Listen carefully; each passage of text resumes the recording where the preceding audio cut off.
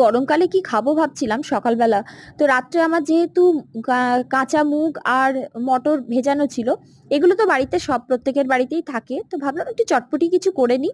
তো নানা রকম মশলা, জিরে গুঁড়ো, ধনে গুঁড়ো, একটু কাঁচা লঙ্কা, পেঁয়াজ দিয়ে ভালো করে এটা ভাজা ভাজা করে নিলাম।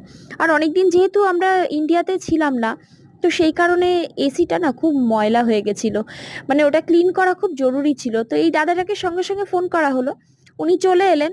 আগের দিনই আমরা ফোন করে নিয়েছিলাম, তো ওনার ব্যবস্থা না ভীষণ ভালো।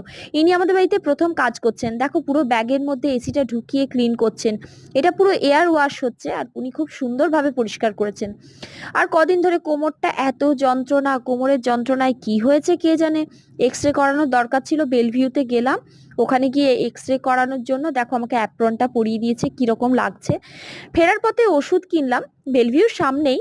আর ও বললো একটা আইসক্রিম খাবে, তাই টুটি ফ্রুটি একটা আইসক্রিম